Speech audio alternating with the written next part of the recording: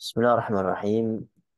الحمد لله على إحسانه وشكر له على توفيقه وامتنانه. أشهد أن لا إله إلا الله تعظيما لشأنه. أشهد أن محمدا عبده ورسوله داعيا إلى رضوانه، صلوات الله عليه وعلى آله وأصحابه وإخوانه. قال تعالى: يا أيها الذين آمنوا اتقوا الله حق تقاته ولا تموتن إلا وأنتم مسلمون. اللهم علمنا ما ينفعنا وانفعنا بما علمتنا وزدنا علما يا رب العالمين. رب اشرح لي صدري ويسر لي أمري واحلل عقدة من لساني يفقه قولي. أما بعد. Segala puji bagi Allah Subhanahu wa taala yang mempertemukan kita pada kesempatan kali ini untuk sama-sama kita belajar mendalami kitab Al-Quranul Karim, yang mana kita masih bersama surat Al-Ahzab, ya, yaitu surat yang ke-33 yang terdiri dari 73 ayat yang termasuk surat Madaniyah, yang mana pada tiga pertemuan yang lalu kita telah ambil ayat 1 sampai ayat 15 tentang eh, hukum kekeluargaan dan harus berdasar ketetapan Allah dan Rasulnya, berkenaan juga dengan eh,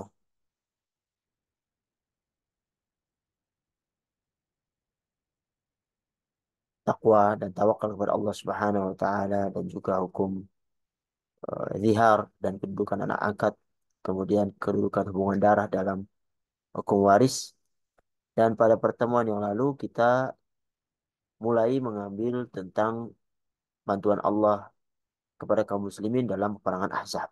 Ya, kita ambil sampai ayat yang ke-15 yang berkenaan dengan eh, bantuan Allah Subhanahu wa taala kepada kaum muslimin, dan juga tentang orang-orang munafik.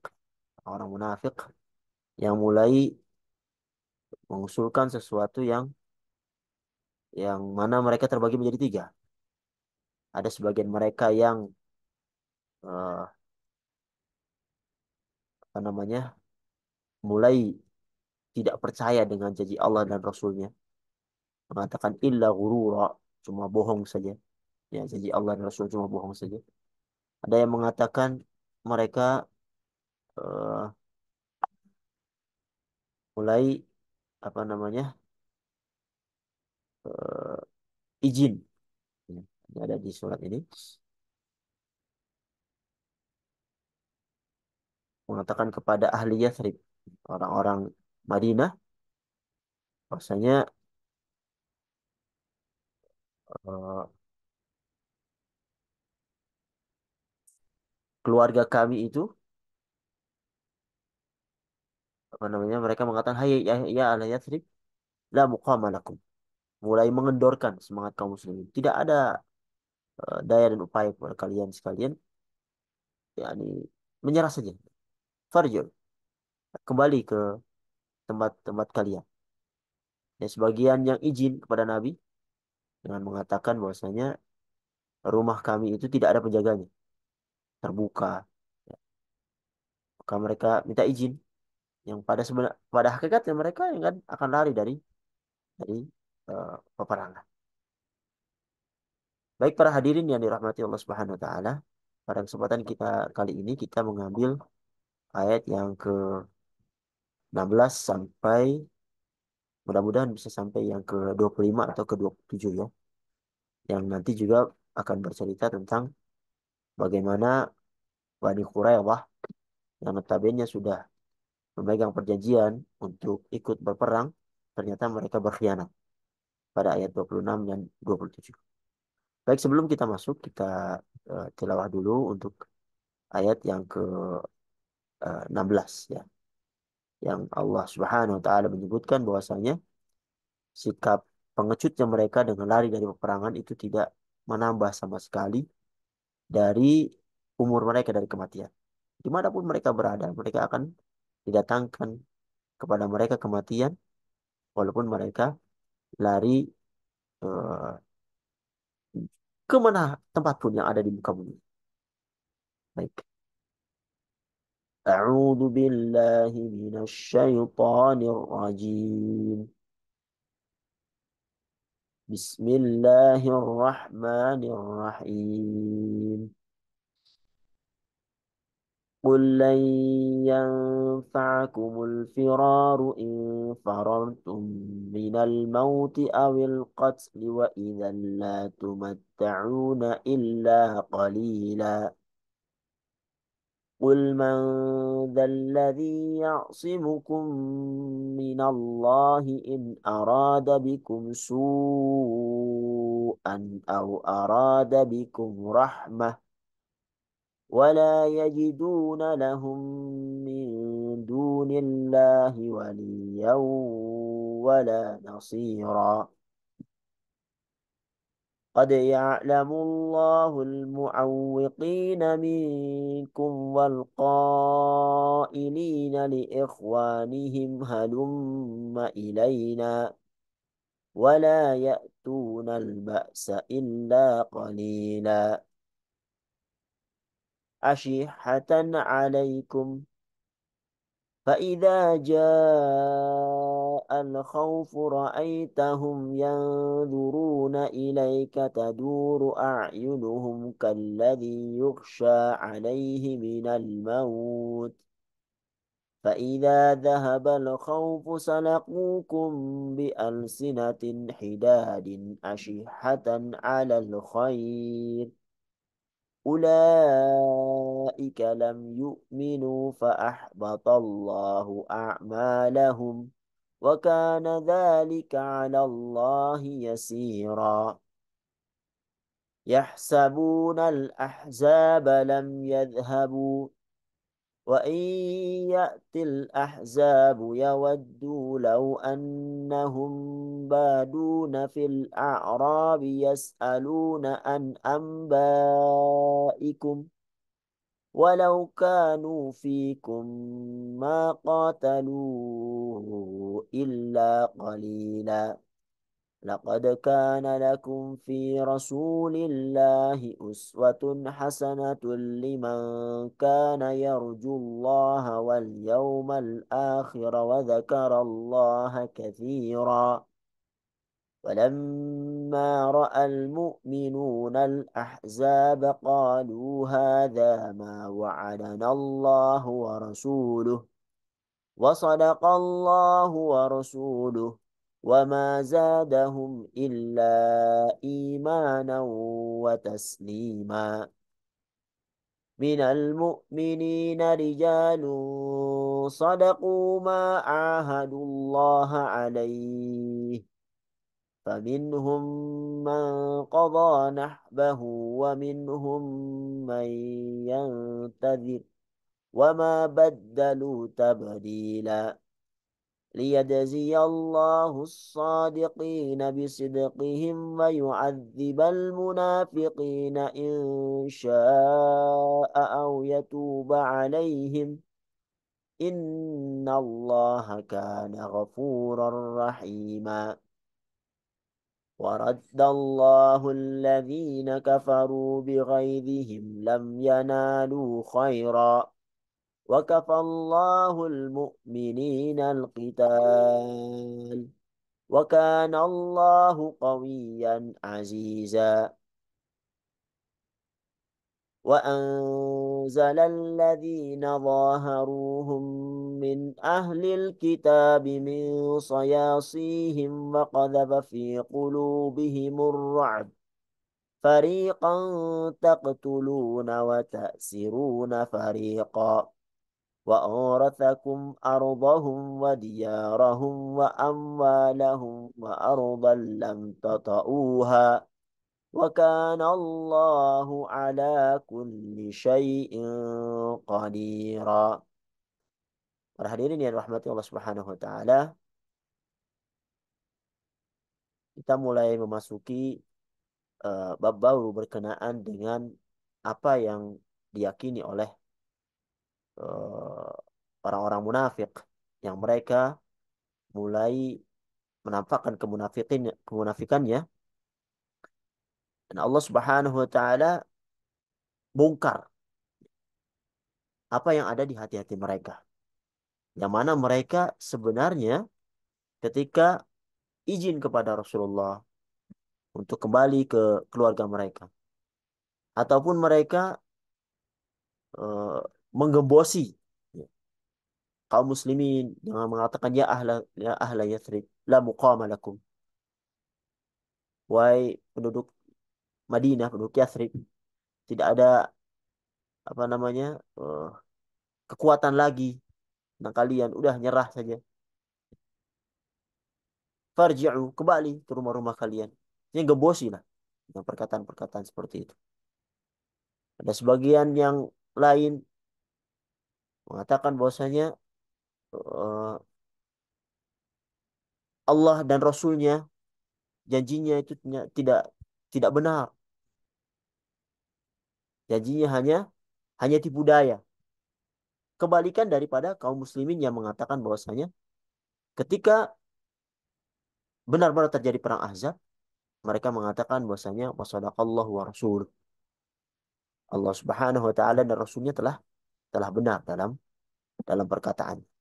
Dan mereka positive thinking pada Allah Subhanahu wa taala dan Rasulnya, maksudnya mereka akan dimenangkan dan mendapatkan dua hal, entah menang ataupun mati dalam keadaan syahid.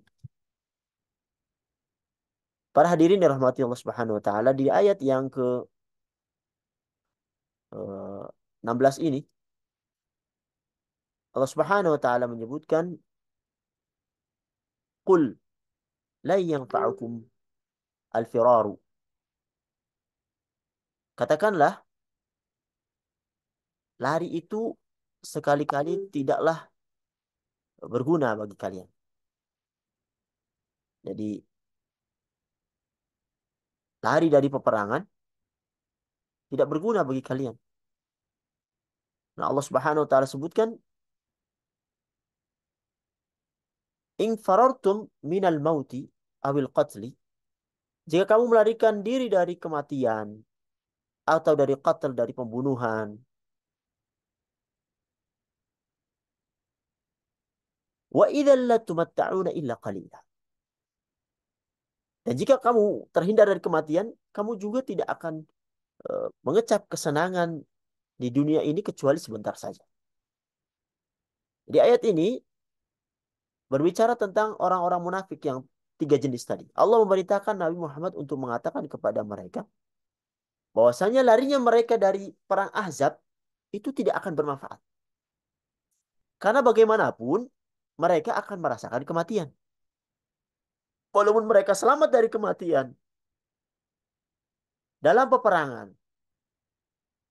dengan berusaha lari dari peperangan, maka sungguhnya mereka nantinya juga akan menikmati hidup di dunia ini hanya sedikit saja. Sebentar saja. Karena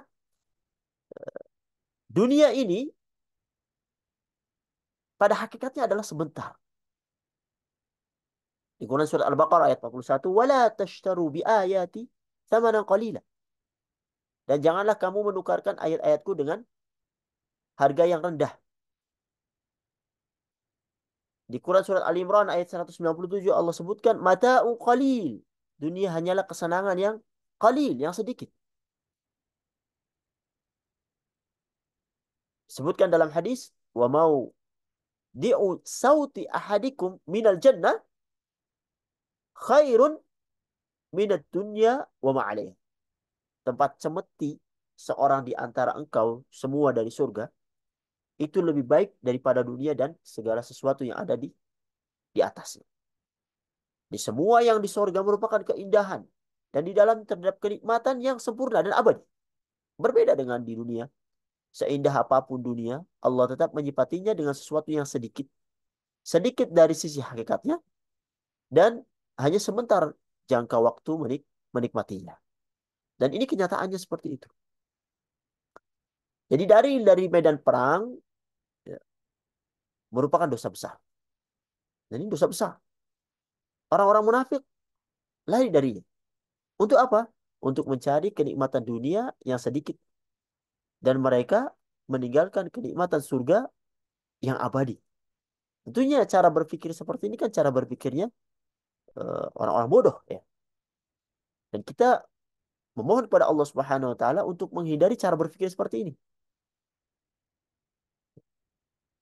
Jangankan untuk urusan akhirat yang abadi, untuk urusan dunia saja, antara yang banyak dengan yang sedikit pasti seorang yang berakal akan memilih yang banyak.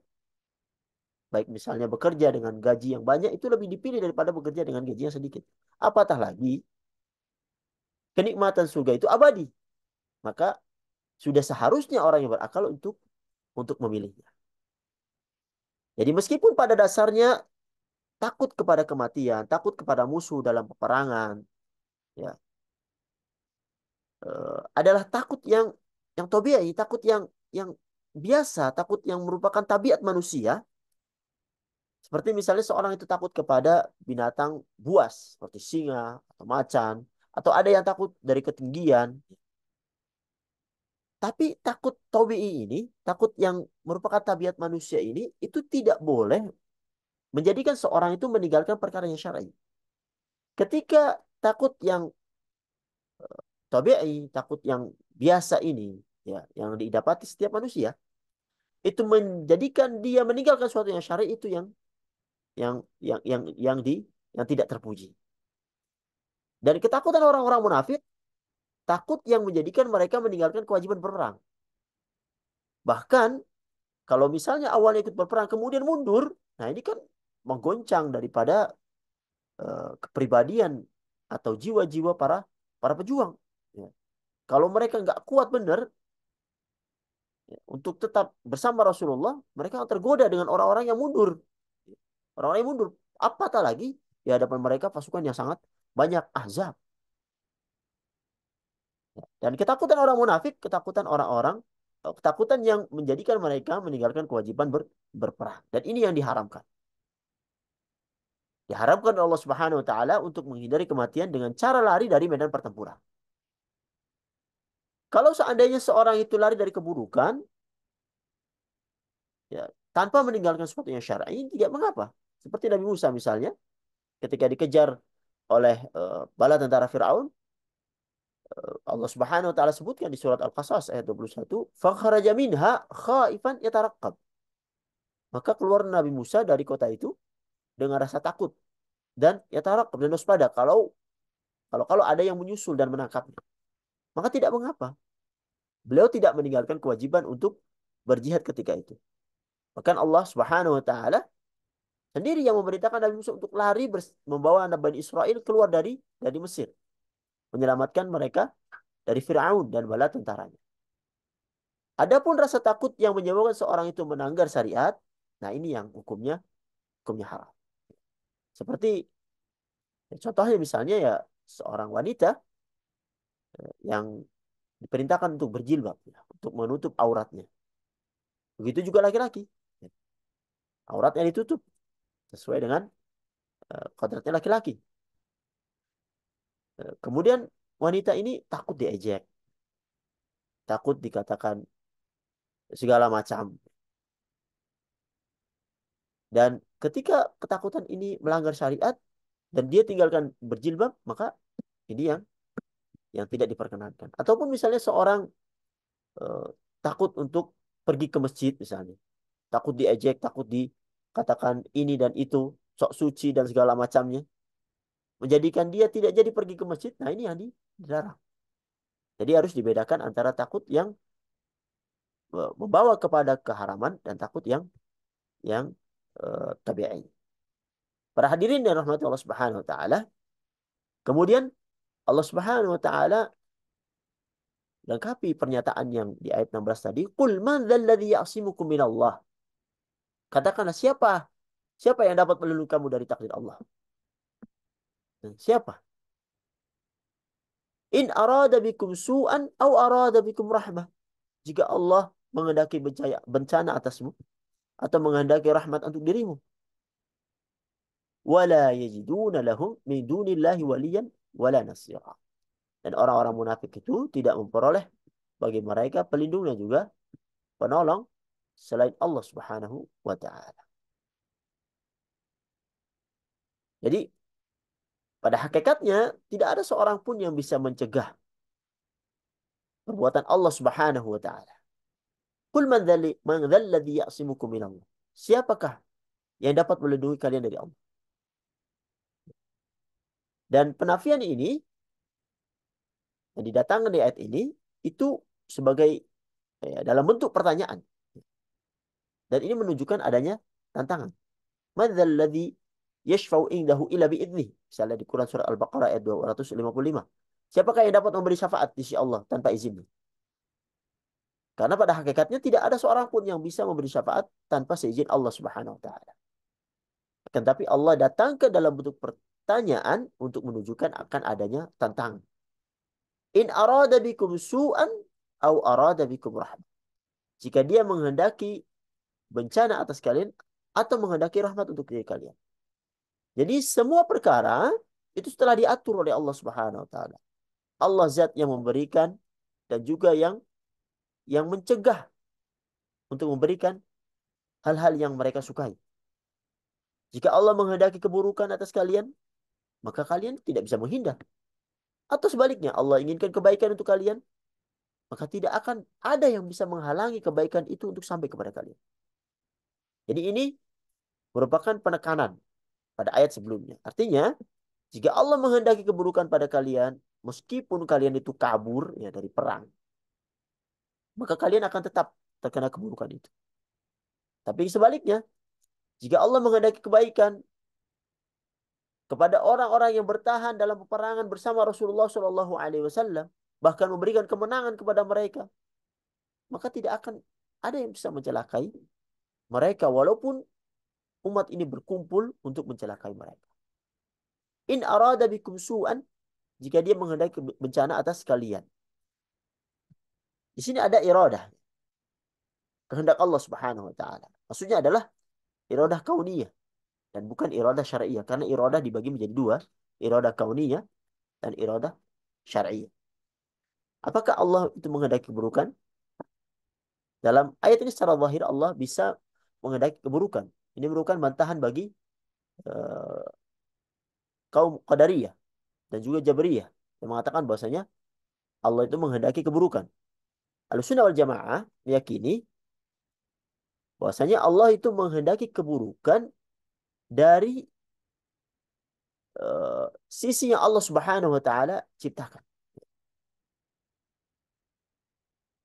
Oleh karenanya Nabi Muhammad SAW bersabda tentang takdir, wa tu'mina bil qadari khairi wa syarri. Dan engkau beriman dengan takdir yang baik maupun yang buruk. Artinya, baik takdir yang baik maupun takdir yang buruk itu diciptakan Allah Subhanahu wa taala. Namun, di balik keburukan yang diciptakan itu terdapat hikmah yang baik yang kadang kita nggak mengetahui kecuali setelah hal itu terjadi. Misalnya orang sakit ya. Orang sakit eh, disuruh minum obat. Itu obat ini sebagian besar orang itu tidak menyukainya. Karena pahit atau tidak terbiasa dan segala macam. Namun di balik obat yang tidak disukainya itu terdapat kebaikan. Atau misalnya seorang diamputasi misalnya kakinya. Amputasi, dipotong kakinya merupakan keburukan. Namun di balik itu terdapat kebaikan supaya apa? Supaya penyakit itu tidak menjalar ke atas sehingga bisa menyebabkan kepada kematian. Atau misalnya contoh iblis yang Allah ciptakan untuk menggoda manusia. Ini keburukan. Namun di balik penciptaan iblis terdapat banyak kebaikan. Ya, dengan diciptakan iblis muncul para mujahidin, muncul orang yang menyedahkan hartanya, diciptakan surga dan neraka, ya, supaya orang bisa melawan iblis ini, supaya mereka menjadi pemenang sehingga mendapatkan kenikmatan dengan dimasukkan ke surganya Allah Subhanahu wa taala. Jadi sederhananya seperti yang Allah Subhanahu wa taala sebutkan di Quran surah Ar-Rum 41, "Dhahara al-fasadu fil barri wal bahri bima kasabat aydin nas, liyudhiqahum ba'd alladhi 'amilu la'allahum yarji'un." Telah tampak kerusakan di darat dan di laut disebabkan karena perbuatan tangan manusia. Supaya Allah itu merasakan kepada mereka sebagian dari akibat perbuatan mereka, la'allahum yarji'un. Agar mereka itu kembali ke jalan yang benar. Jadi kerusakan di muka bumi tidaklah Allah sukai. Allah berfirman, wallahu la yuhibbul fasad. Nah, Allah tidak menyukai kerusakan. Namun, Allah tetap menciptakannya dan menghendaki terjadinya kerusakan tersebut. Kenapa? Karena di balik kerusakan tersebut ada hikmah. Apa itu? La'allahum yarji'un. Agar mereka sadar, agar mereka kembali ke jalan yang benar, ke jalan Allah Subhanahu wa taala. Kemudian di akhir ayat Allah sebutkan wala yajiduna lahum min dunillahi waliyan wala nasira. Dan orang-orang munafik itu tidak memperoleh bagi mereka pelindung dan penolong selain Allah.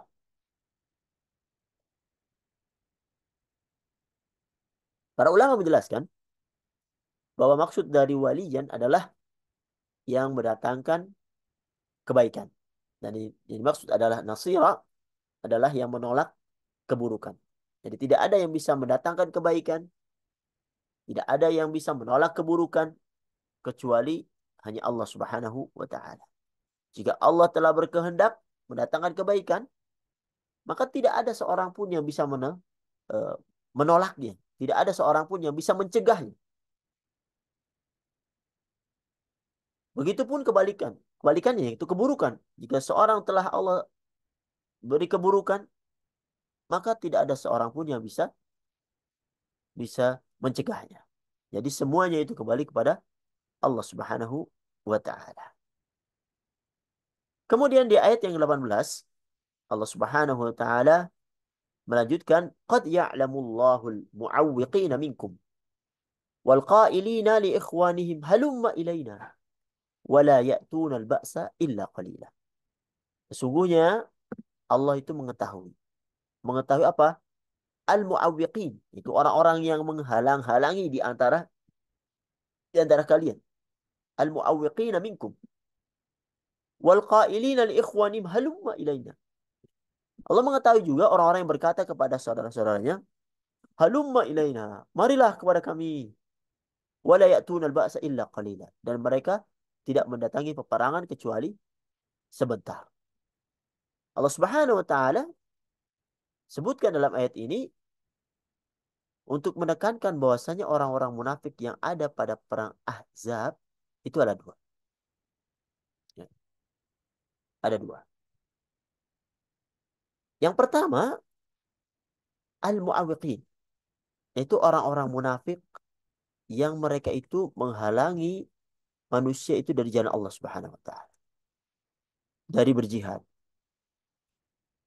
Yang kedua, al-qailina li ikhwanihim, yaitu orang-orang munafik yang memanggil saudara-saudara mereka yang berada dalam medan peperangan untuk tidak berperang, untuk meninggalkan Nabi Muhammad SAW sendirian. Mereka menarik orang yang telah berada di medan peperangan agar mundur.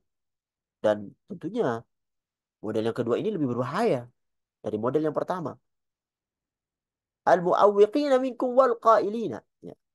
Huruf waw di sini ada huruf athaf untuk dua hal yang berbeda. Sehingga pada ayat ini Allah menyebutkan dua model orang-orang munafik tadi. Ya. Meskipun sebagian ulama memandang bahwasanya huruf waw adalah huruf athaf untuk dua hal yang sama dengan sifat yang berbeda. Yaitu kedua sifat tersebut sifat dari satu model orang-orang munafik yang sama. Kemudian di ayat ini kalau kita lihat Allah juga menggunakan ya'lam fi'il mudhari. Qad ya'lamullah al-mu'awwiqina wal qailina li ikhwani. Dalam bahasa Arab jika qad itu masuk dalam fi'il mudhari, dalam hal ini ya'lamu, maka bisa berfaedah entah dia untuk taklil, terkadang juga untuk takfir. Taklil sedikit, takfir untuk suatu yang sering. Seperti misalnya qad yajudu al-bakhil. Terkadang orang pelit itu dermawan. Ya, ya kadang-kadang ya orang pelit itu dermawan. Atau qad yanjahu al-kaslan. Terkadang orang yang malas itu berhasil. Ya. Ini untuk uh, taklil sedikit. Jadi Dalam firman qad ya'lamullah tidak kita artikan terkadang Allah itu tahu. Akan tetapi kita mengartikannya seperti qad yang masuk kepada fi'il madhi yang berfaedah untuk penekanan. Sehingga artinya qad ya'lamullah sesungguhnya Allah itu mengetahui. Kemudian kenapa disebutkan dengan fi'il mudhari'? Karena ilmu Allah Subhanahu wa taala berkesinambungan tidak henti. Jadi tidak ada kejahilan pada diri Allah walaupun hanya sesaat. Ini berkenaan dengan bahasa ya. Ini juga menunjukkan bahwasanya Allah itu maha tahu segala perkara dengan detail. Kita bisa membayangkan betapa luas dunia ini banyak peristiwa yang terjadi dengan tanpa henti-hentinya. Tapi apa? Allah Subhanahu wa taala mengetahui secara detail. Dan di dalam ayat ini Allah mengetahui apa yang dilakukan oleh orang-orang munafik dan juga model-model eh, sikap yang mereka tunjukkan untuk seolah-olah mereka menampakkan, ditampakkan kemunafikannya. Baik dari segala sisi. Dan tentunya manusia berbeda dengan pencipta. Karena kalau manusia itu disibukkan dengan sesuatu, maka dia akan tidak bisa mengingat yang lain.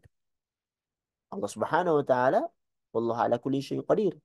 Bahkan di Quran surat Al-An'am ayat 59, "Wa ma tasqutu min waraqatin illa ya'lamuha."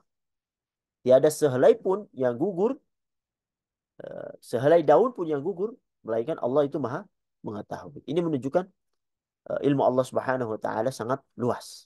Sehingga Allah mengetahui dan bisa menjelaskan perkataan orang-orang munafik ya.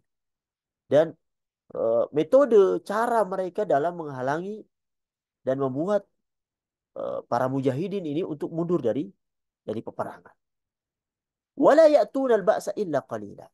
Dan mereka itu tidak mendatangi peperangan melainkan qalila, sebentar saja. Mereka hanya sekali-kali mengikuti peperangan dan itu pun karena riya, karena ingin dipuji, karena ingin dilihat, bukan karena Allah Subhanahu wa taala. Jadi seandainya tidak ada yang melihat mereka tidak akan datang dalam peperangan, ya, mereka tidak akan datang. Mereka beribadah kepada Allah Subhanahu wa taala hanya sedikit. Disebutkan Quran surat An-Nisa ayat 142, "Wala yadhkuruna illa wala yadhkuruna illa qalilan." Mereka tidak menyebut nama Allah kecuali sedikit sekali. Jadi begitulah Allah Subhanahu wa taala membongkar orang-orang munafik ini sehingga menjadi jelas mana yang murni ya, yang mendapat petunjuk dari Allah Subhanahu wa taala tetap bersama Rasulullah dan Allah bersihkan karat-karat orang munafik ini untuk mereka tidak ikut mendapatkan kebaikan bersama kaum muslimin dalam peperangan Ahzab ini. Para hadirin yang dirahmati Allah Subhanahu wa taala, kemudian Allah lanjutkan asyihatan alaikum. Fa idza jaa al-khawfu ra'aitahum yanzuruna ilaika taduru a'yunuhum kalladhi yukhsha 'alaihi minal maut. Mereka bakhil terhadap. Ya. Sifatnya apa? Apabila datang ketakutan atau bahaya, kamu bisa lihat mereka itu memandang padamu dengan mata yang terbalik-balik seperti orang yang pingsan. Karena karena akan mati. Tapi fa idza dhahaba al-khauf, apabila ketakutan itu hilang, apa yang mereka lakukan? Salakukum bi alsinatin hidadin asyihatan al khair. Mereka mencaci maki kamu dengan lidah yang tajam, dengan perkataan yang nyelekit gitu.